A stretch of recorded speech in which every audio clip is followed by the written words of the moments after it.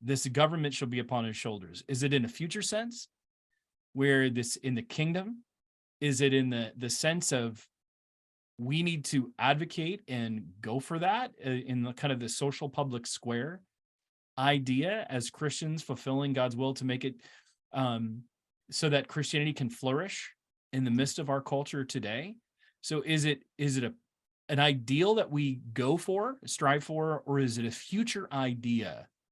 Or is it in the present now that we just operate in this already not yet idea? I mean, I'm throwing a lot at you, I know, and this Yeah, word yeah, expected yeah, different from the book, but yeah. So it I'll involves that just, because people yeah, do yeah, that, right? yeah, and it hits on the question of how do you move from text to speaking about realities today, right? You see in Isaiah 9, it's this beautiful passage of hope where this light shines in the darkness, and um, there's this great joy, war is over, and so forth. And another reason for this great joy is that there's a son.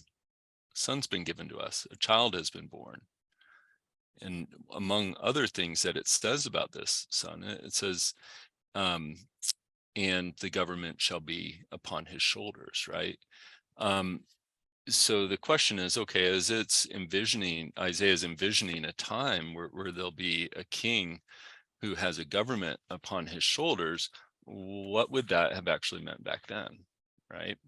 And so I think that, like, one of the starting points would be, it's okay, what did it mean for there to even be a government back in the day? Like, and is that the same thing as what it would mean in today's time? And what you primarily see when you look at, I'm just turning there right now, almost every passage in Isaiah that talks about a future Davidic king, the one kind of attribute and the one thing that a government that this king was going to ensure was going to happen was to ensure that there would be justice and righteousness for the poor and the orphan and the vulnerable in the land.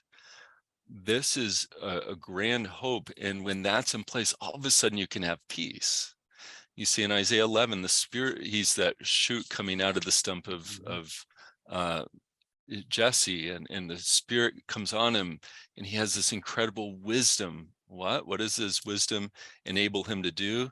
To judge the poor, bring justice to the poor, and righteousness. So making sure the most vulnerable in society are getting fair treatment in society and in the legal system. So the question is, yeah, and obviously, anytime you mention justice and the social dimension, you're like, well, how do we map that on to today? What counts as justice? But if we set that aside, the question is, okay, if this is what Isaiah is anticipating, to what extent does Jesus match up with this?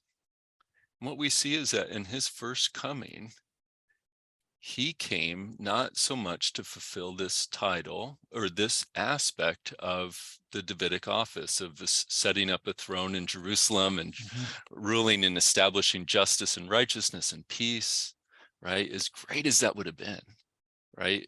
I once had a student in Australia. We had a number of refugees from South Sudan in Melbourne, and after class one day, we were talking about prophetic hope, and he came up to me afterwards. He had these bright eyes. He says, "Oh, Andy," they call professors by first name there. They said, "Andy, that will be great." And I said, "Oh, what will be great?" I had just taught for 3 hours. I didn't know. He said, "A king who will rule with justice." And I say, "Oh," I said, "You know something about that?" And he said, "Yes, I do."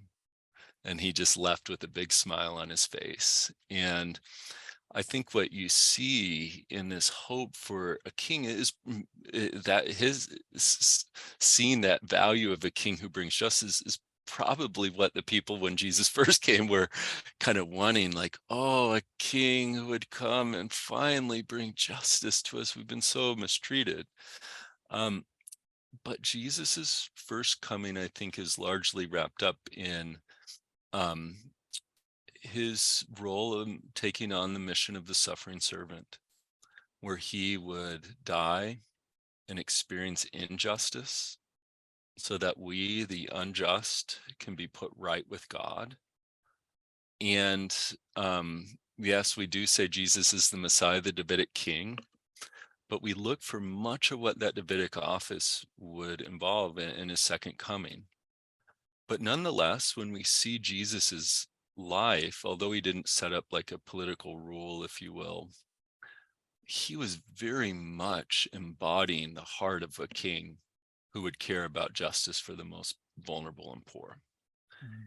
And so I think that, like, and if we think, okay, how does this relate to the government?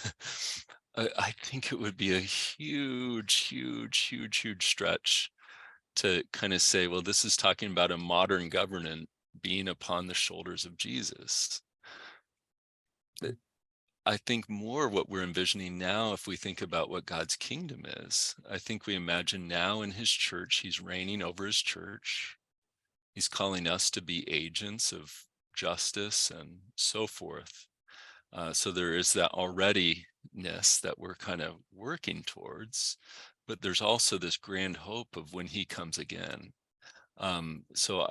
Again, unless it's a government that's on Jesus's shoulders really clearly, I have trouble wanting to take that passage of the government and us wanting to create a Christian government, if you will, in our world as being what that passage would be Mm. advocating for. So I've just kind of riffed on that a No, little that's while good. for you, but That's good.